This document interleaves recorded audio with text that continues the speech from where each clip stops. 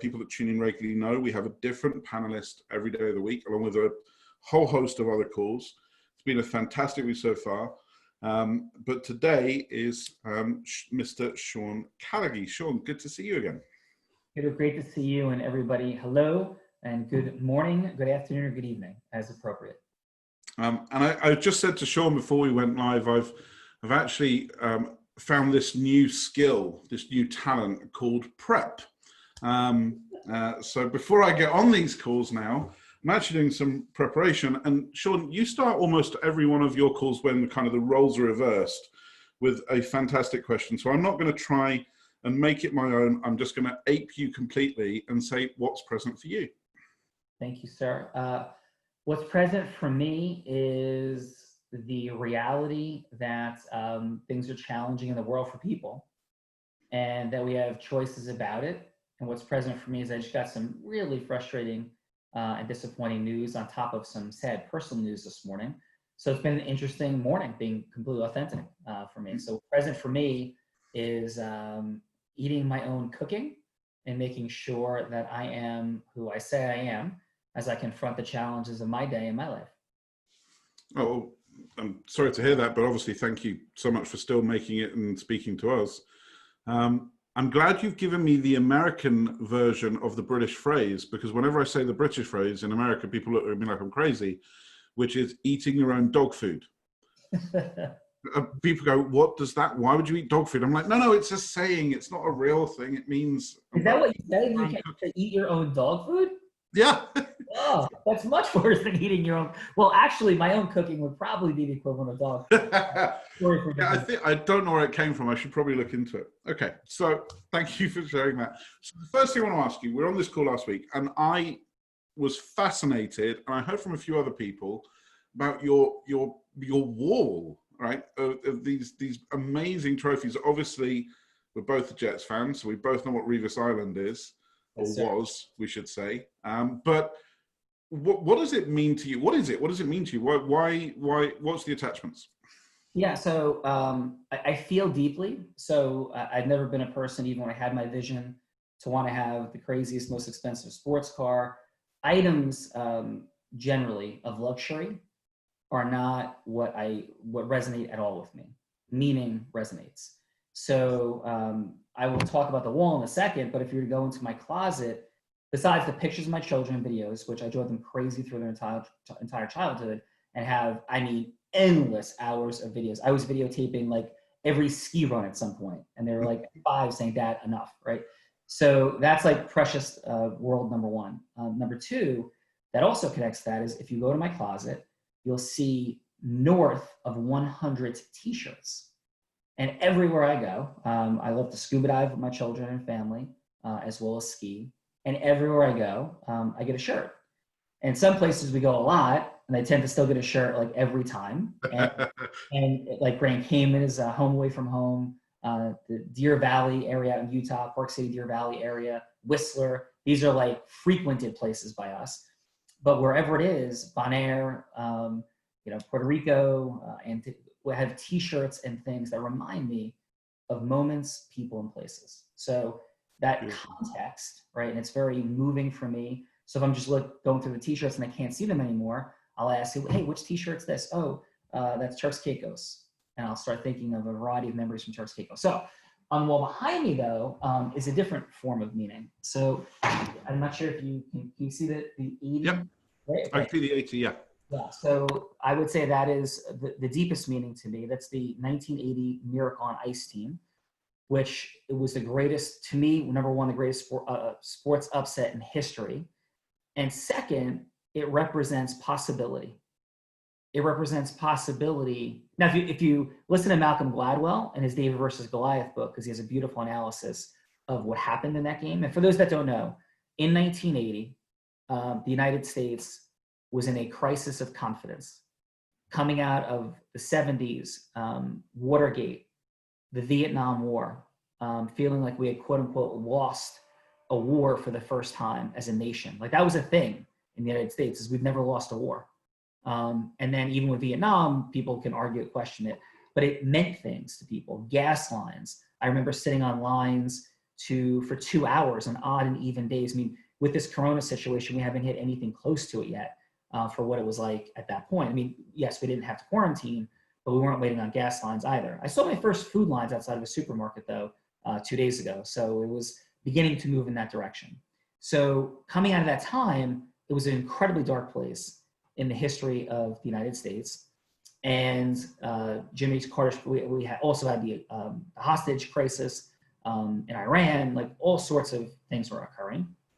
And so in the 1980, also, and this is like incredibly important detail, at that time, because there was communism, the communist nations really had professional sports teams, but they didn't have to appear as professional sports teams.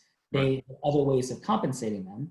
And in the US, our athletes were like college athletes. The pros, quote unquote, like Muhammad Ali, who's up here as well, Muhammad Ali, once he turned professional, couldn't fight in the Olympics, but to follow Stevenson, who was an incredible fighter from Cuba, he was in the Olympics like until he was 36, I think, or some age like that. Right. As a professional, his life was being a fighter. The government compensated him. So going into the Olympics, we have a bunch of college kids that have played together for a couple of months being formulated to go to the Olympics. And the dominant team that had won the 1964, 68, 72, and 76 Olympics was the Soviets, right? And going into 1980, they hadn't lost the game in an international game in, I believe it was more than a decade, at least. And they won the gold medal and everything from 64 through 76 and had just beat the professional all-stars of the National Hockey League, the United States Professional League. They just dominated them a little bit before the Olympic trials and won 6-1. So the likelihood that a bunch of college kids could even step on the ice with this team would have been the equivalent, Peter and everybody, in my mind, of saying that a group of Chinese basketball players, because basketball would not be the number one sport in China, just like hockey is not in the US, college players, all-stars, would beat the NBA dream team of Michael Jordan, Patrick Ewing, etc., right? Going in. And that's exactly what they did. And the final countdown, and right before the Olympics, by the way, they lost in an exhibition game to the Soviets, 10-3 at Madison Square Garden, were embarrassed, totally dominated. I mean, dominated and embarrassed.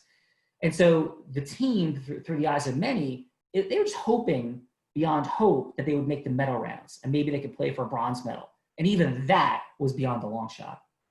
And then in the semifinals, or in the medal rounds, the game before the last, they played the Soviets, and in, again, most remarkable upset in sports history, they won. And they beat them. In the last 5 seconds of the game, Al Michaels called the game, and he said 5 seconds, for, in his famous call, which gets on YouTube, "Do you believe in miracles?" "Yes," screaming it as they won. And I was 10 years old, and I was listening to the game on radio in my downstairs little bedroom, in our humble beginnings. And I had tears pouring down my face because even at 10, I hadn't realized the meaning of what just happened. And from that point, many could say it was for a bunch of different reasons. Everything turned around in the 1980s for the US. There was massive abundance, incredible pride, and it was a very golden era when I went to high school of feeling incredibly proud to be an American, and unity felt like it was in place. Nothing's ever perfect. It was an incredible time. And so that's on that wall, signed by every player on the team, genuine, authenticated. And it amongst other things on that wall mean the world to me. I mean, I could go through long stories of Muhammad Ali, but at least I'll pause. We'll share one more detail if you have time. Please, absolutely. But what's present for you as I share all that. So that wall has that kind of meaning, and I teared up, and it was completely genuine. I would never pretend that, even telling the story of Miracle on Ice, because of what I think it means for humanity in terms of what we think is impossible and how possible it truly is.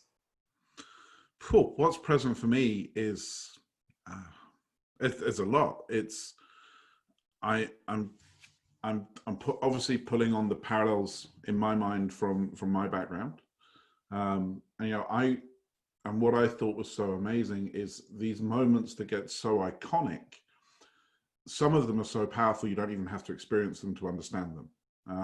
Because I didn't experience anything you've just said, but I still get it, and I don't get it in my head. I get it in my heart. You know, I wasn't alive for 1966 when England won the World Cup, but I have heard the soundbite. They think it's all over. ... They score again. It is now. I know that saying that brings chills down my back, and I wasn't even born yet. But the one thing I wanted to ask you is the anchor point to your childhood is obvious and apparent, and that makes total sense. But for you to then continue and take it forwards into this phase of your life means that there has to be lessons, to me anyway, there has to be lessons that, or morals or something that you still see as relevant and prevalent to guide you and remind you now. Is that a fair statement? And if so, what are they? Yeah, 100%. And it's anchored in one other thing: to never forget. So I believe in loyalty, and I believe certainly in boundaries. There's people in my life, people not in my life now that used to be, but that's never a happy thing for me. So I love happy endings. I love to reminisce. I am incredibly nostalgic. So I love the meaning that those things have. So in many ways, if you would analyze my life, Peter, I might not look that dissimilar from a caricature of Al Bundy on Married with Children, if anybody's ever seen that show, except I kept progressing and making things happen. But as nostalgic, he's a bit taller than you, I think. That is true. And but as nostalgic as he is for the past, so am I, for high school memories and sports. And so the lessons to me are lessons of hope and possibility and miracles, magic. You know, this is why we say it on Blinded: more money in less time, more magic. And to me, life is about magic in these moments. And if I may, because I would be insanely disrespectful to the most important thing that's on that wall if I didn't share this for a moment, which is also a lesson for. So there's, can you see the skis that are up on the wall? Yeah. Okay. So those skis belonged to my Uncle Jimmy. And my Uncle Jimmy was the first person in my indirect family line to go to college. I say my direct family line. He was my mom's brother. So my parents, grandparents didn't go to college, but my Uncle Jimmy did. And I could tell his story very profoundly in a bit, but I'll compress it to this. His father was blind, my grandfather, and he decided after he had gone to college at a local college in Jersey City that he would, he was a double major in math and computer science. This is back in the early, like 1972, okay? So he went to work for Exxon and later decided he wanted to go into retina for the eye and eventually find a cure for the eye condition that his father had and his godson and nephew that I had. So he went back to school. At that time, they told him he was too old to go to medical school. He, because they could age discriminate then. He was in his late 20s. You know, at that time, that was quote unquote too old. He went back anyway. And he knew it was going to be a more than 10-year journey, that he wouldn't be practicing medicine until he was near 40 with a subspecialty of retina. And to get into retina, he didn't come from a great college and he did not get into a great medical school. So he had to reinvent the game, Peter and everyone. So he reinvented the game and got a job dissecting eyeballs over the summer as a first-year medical student and created a breakthrough and discovered a gene related to retinitis pigmentosa, which I have. Wow. So because of that, he started speaking at like national medical ophthalmological conferences. And he got into the best residency program in the country. He turned down Harvard. And he went to a program at UCLA called Jules Stein.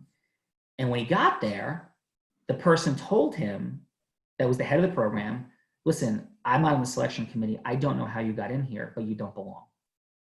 And he said, I'm not kidding, and I think you should really think of resigning. These are all kids from Ivy League medical schools. You just don't match. And I understand you made this breakthrough in your discovery. And my uncle inside believed in what he would call, from the old West days, in manifest destiny. So long before I ever heard of Date with Destiny, my Uncle Jimmy was telling me about manifest destiny. And he believed he believed that he was going to design his destiny. And that's the reason I named my original program. I didn't even know Tony Robbins had a Date with Destiny program, but in the early 2000s, I had a program called Design Your Destiny. Probably anybody who looks and sees it back in time would think it came from that, but it came from my Uncle Jimmy, right? And so my Uncle Jimmy became the #1 person at that residency program that he was told to drop out of. And he sacrificed everything to do it with the support of my Aunt Carol. And then in 1998, when he achieved incredible success, he was prominent, in New Jersey. He was known nationally as a retina surgeon. He was heading down to Long Beach Island, which many of you have seen or heard, some of you have seen and heard, that is a place near and dear to my heart. I own homes down there. My grandparents sacrificed and bought a property there in 1975. And he was on the way down. My mom was supposed to be in the car. My sister was supposed to be in the car. And he came up behind a tractor trailer on Route 17, New Jersey, and was rear-ended by another tractor trailer and was killed immediately. And so front page of the newspaper for 3 days in northern New Jersey, massive story. There was a 2.5-hour wait to get into his wake. I've never seen anything like it in my entire life for a person who wasn't famous. And there's a movie called It's a Wonderful Life. And the newspapers ran an article entitled It Was a Wonderful Life, describing his life, and he passed away at 52. He taught me to ski. Those skis were his skis that he gave me about 4 years before he passed away. And so I put those skis up on that wall in honor of him, and to remember, again, not dissimilar from Miracle on Ice, that he stood in the gap. He reinvented the game to pursue his destiny.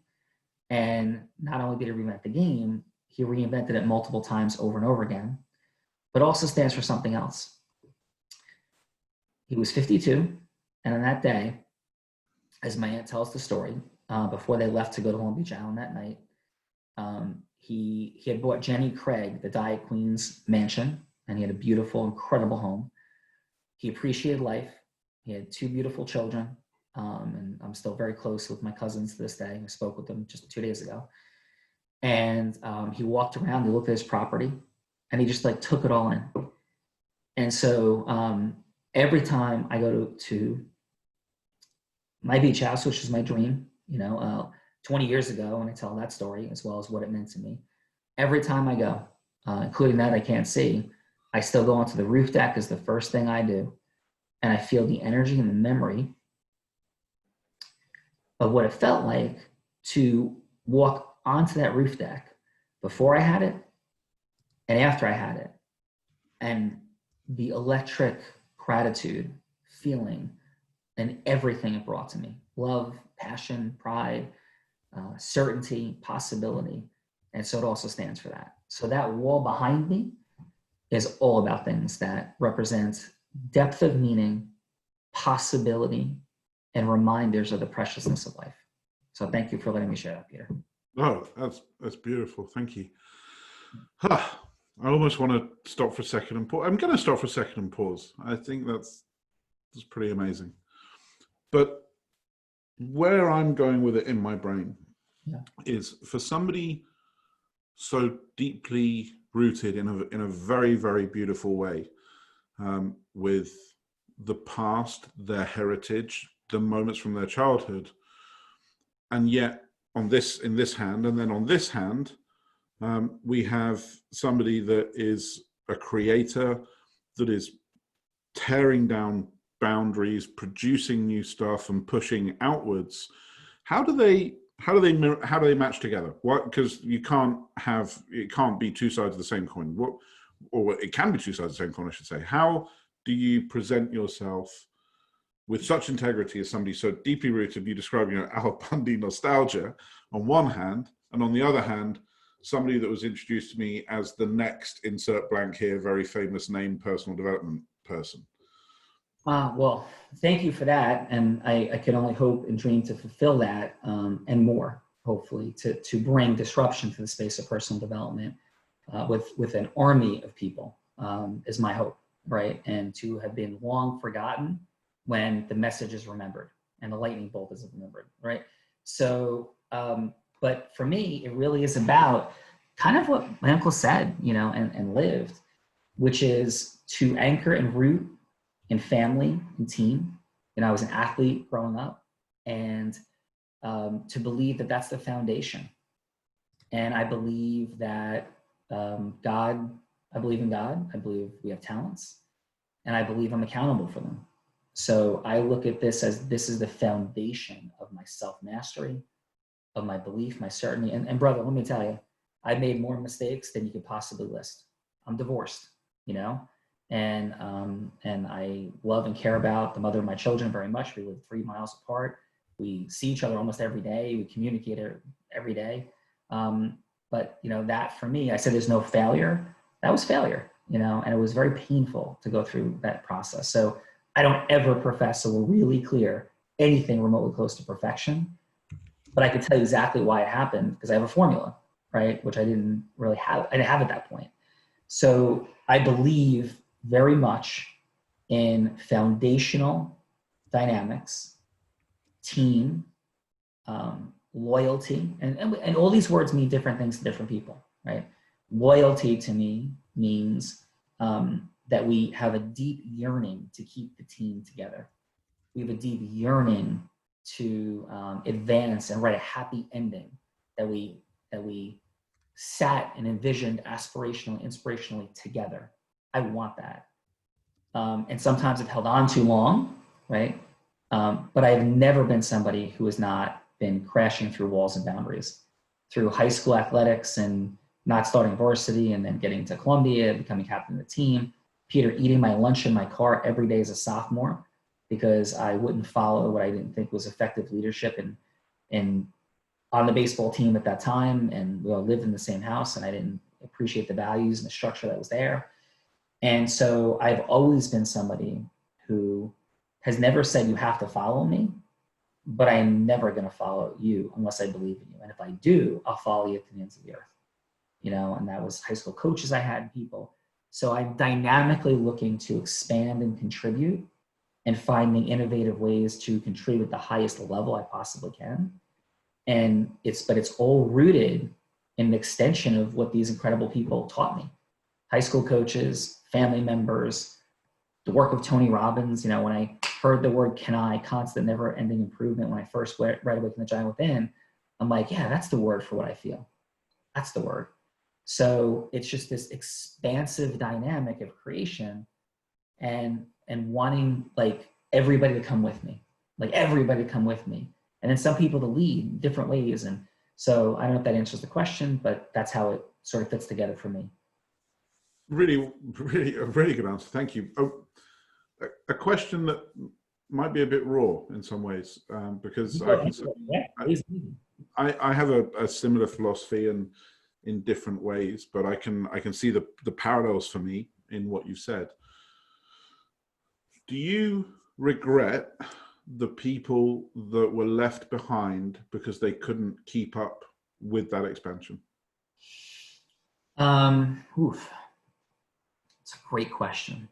I would say the only situation that I could reflect back on and say I could have tried harder. I tried hard, but I could have tried harder. Was in ending my first marriage to the mother of my children. Other than that situation, there is not one that I can look at and say I didn't try with everything I had. And in fact, I tried harder than I probably should have, even to the detriment and harm of myself. So other than that one situation, there's not one dynamic that I could look back on in my entire life and say, I didn't give it everything. And anybody who didn't come along for the ride, they had multiple rounds of invitations and they either opted out or just didn't, but it wasn't that they didn't produce, they didn't even try. And I could say that with absolute congruence and certainty, unless there's one I'm not remembering. And I don't think there is. So if someone pops up, apologies on Sean's behalf. It's in the comments. But I mean that, because caretaking dynamics and guilt, that is the my still growth opportunity.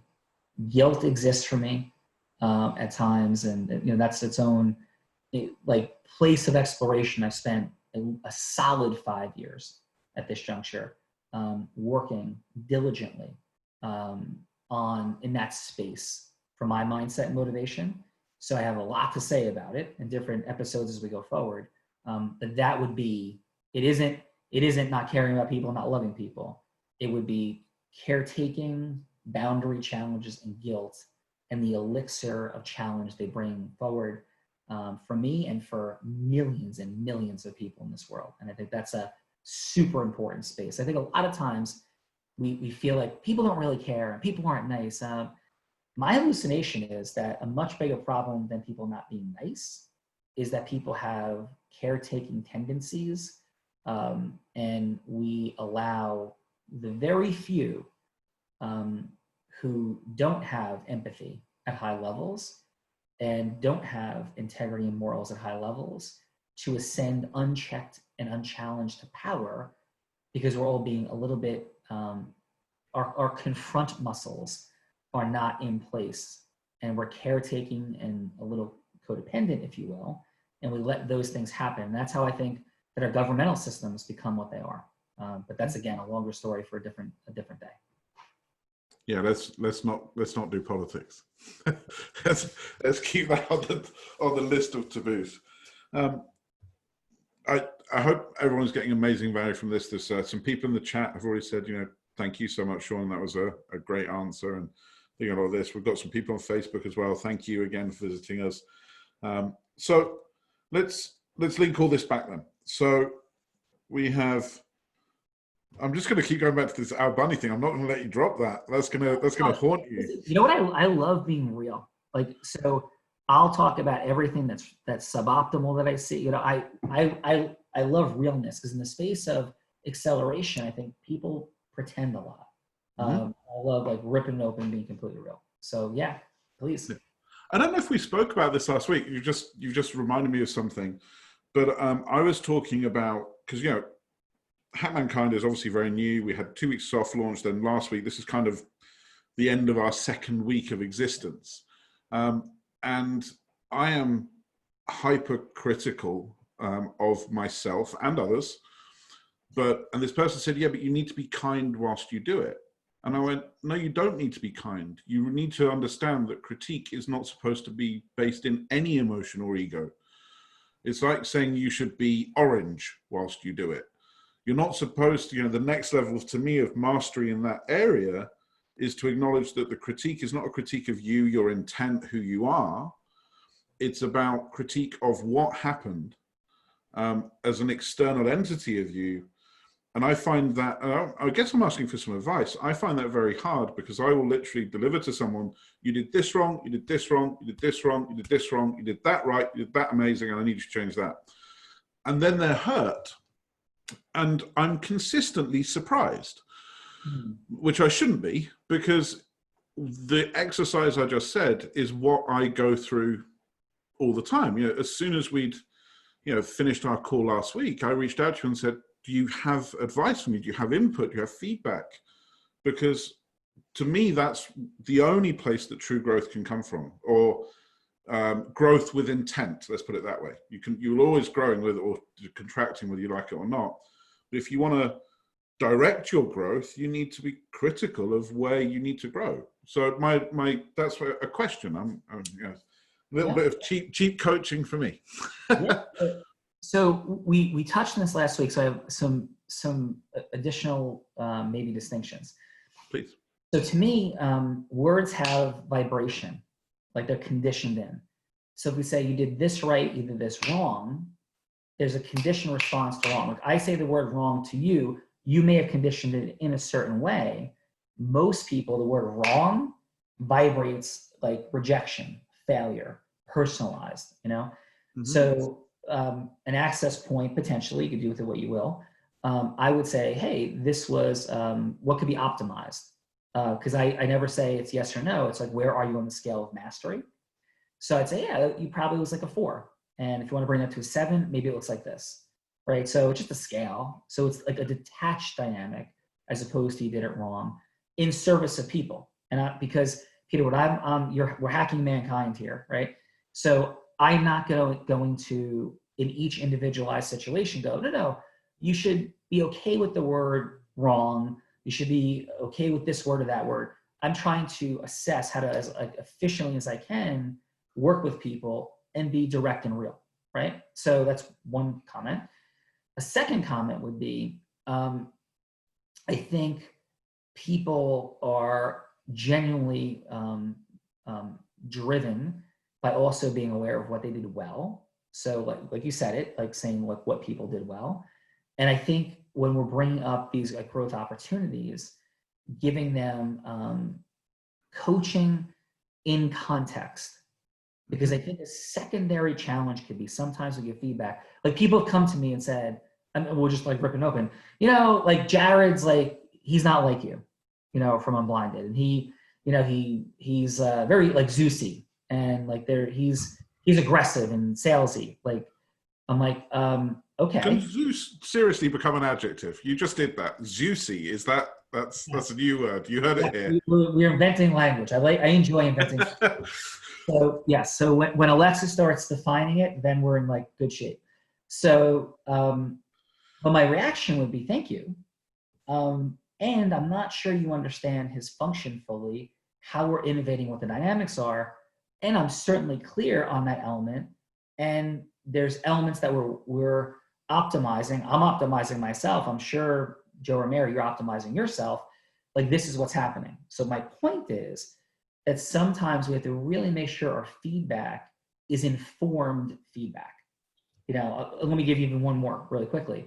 So when we were innovating the real raw role plays, like we're doing these real raw role plays, and there's, I'm incredibly grateful and excited about this innovation, and it's come from my heart, and I'm like, this is phenomenal, and how to demonstrate some things.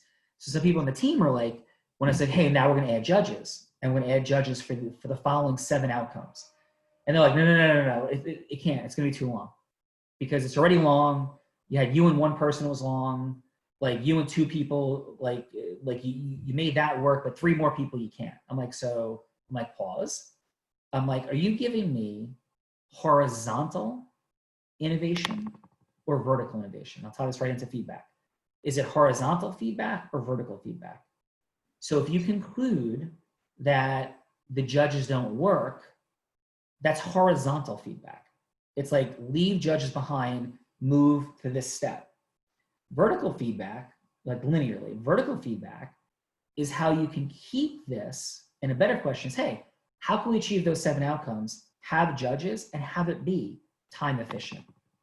Mm-hmm. And if we can do that, that's vertical innovation. And vertical innovation, to me, is always better than horizontal innovation. So as far as feedback goes, provided, so the 2 distinctions are, that I'm suggesting, one is that we are thinking in the space of language and how language lands on people. And second, making sure our feedback's informed before we say, hey, it needs to be orange, right, instead of white. Let's make sure we understand all the reasons why white might have been more optimal than orange, that we challenge our feedback even before we give it. And so when I'm giving feedback, I'm always mindful that in any situation, there's exponential numbers of outcomes spinning off, right? That every Hack Mankind is here to do dozens of things, many of which you've thought of, many for the audience, for you, Peter, for everybody involved, and many things we haven't thought of yet. And so we're making these decisions that we think of where they fit in the verticals and horizontals of innovation. So I'm making, hopefully that lands. It does. I mean, it makes. I know exactly what you mean. There's a great book by a guy called Edward de Bono, who's I think his title was The King of Lateral Thinking, and he said the word no should be banned in brainstorms, and the word should instead be po, which, whether that's a good or it obviously wasn't that good because it didn't take off, right? But his thought was, yeah, I like it.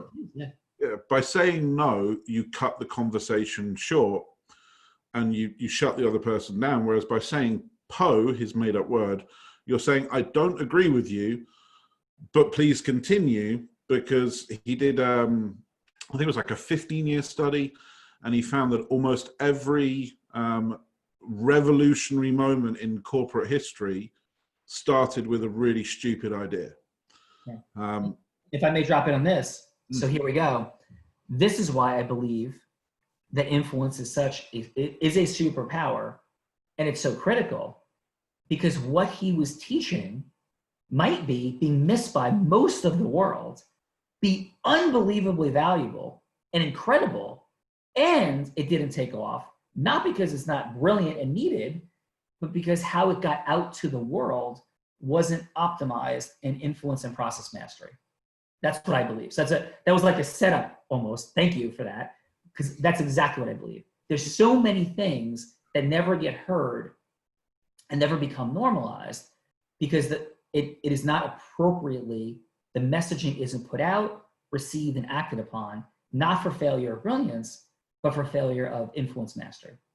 Make sense? So here's the barometer for everyone.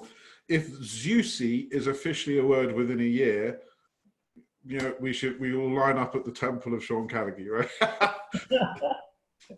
Well, I tell you this, there's a lot of, and I'm thanking Jared for being Zeusy, and I believe God makes all things work together for good, because lots of people like saying, like, he's Zeusy, and so it's actually massively beneficial. So Jared, we're talking about Jared Yellen now, my co-founder of Blinded, keep amazing Zeusy and keep helping promulgate and perpetuate all of this.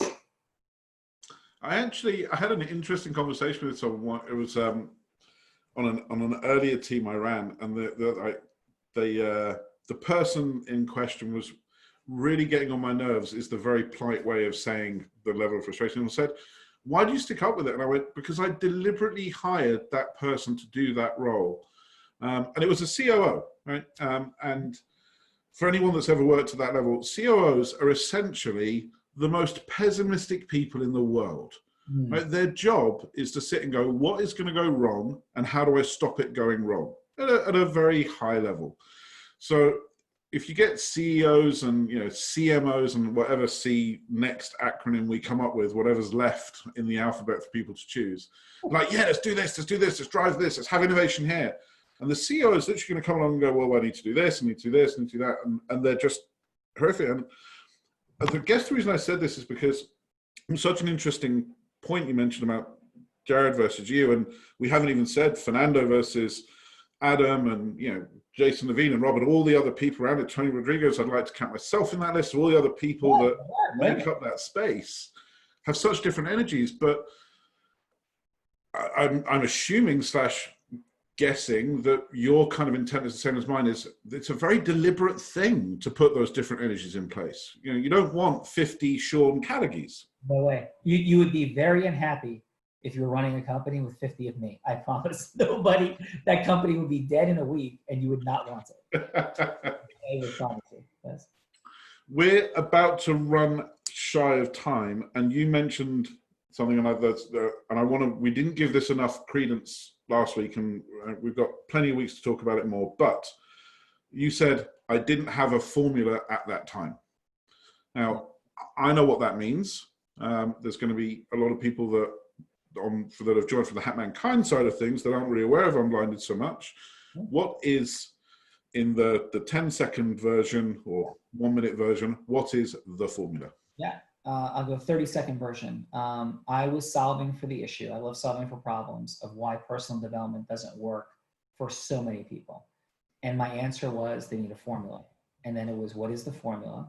And I believe that there's 3 reasons why outcomes happen and don't. I have 100 hours of content in this space, and it's what I live my life by: process mastery, influence mastery, self-mastery. Every outcome you've ever achieved is because of your influence, self, and process mastery. And if not, it's because something was suboptimal in your process, influence, and self-mastery. Period. Drop the mic. That is what my life stands for now, and it's how I run my life. Not like a spiritual dynamic, but as a peak performance athlete would train to produce the results in whatever area. That's how the formula operates. And where can people go to find out more about this? Yes. So we run unblindedhuddle.com.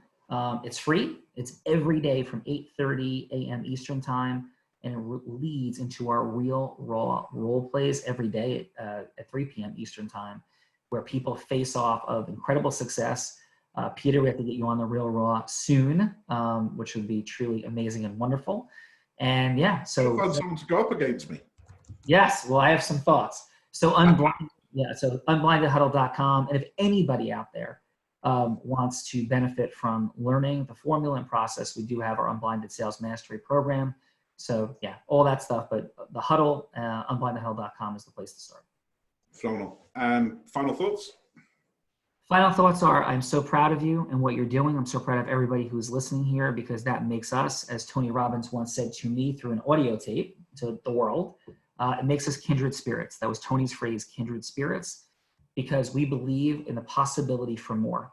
And yes, it does begin with our mindset and our motivation. I'm honored to fill that space and hack mankind, Peter, and I'm grateful to you and everybody for listening. Thank you. Thank you so much, Sean. And my final thoughts, www.hackmankind.com. This time last week, we had 150 members. We now have 6,500. The mailing list, 6,500 followers on Facebook. We now have less free memberships left than we are counting. So we are now counting how many we have left, not how many we've issued.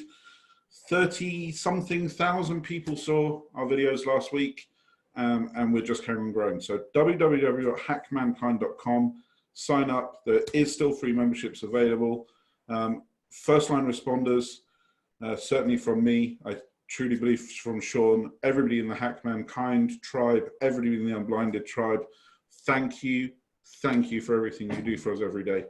On the Hack Mankind side, we will always be free for life in anything we ever do, whatever price points I ever put on anything for anybody. Doctors, nurses, teachers, EMTs, firefighters, and police officers will not pay me a penny, because you're willing to do things that I can't say I would be willing to do. And I am honored and humbled for your service. I hope you enjoyed this. If you do still have the concept of a weekend, mine is slightly blurred. I hope you enjoy it. Spend some time with your family, spend some time with your kids. Not too much, because next week we get to all hustle again. Thank you very much, Sean. I will see you. I'll see you on the Unblinded Huddle on Monday, and everyone else will see you and I next Friday. Thank you, brother. Thank you. Thank you so much. Cheers, everyone. Bye-bye.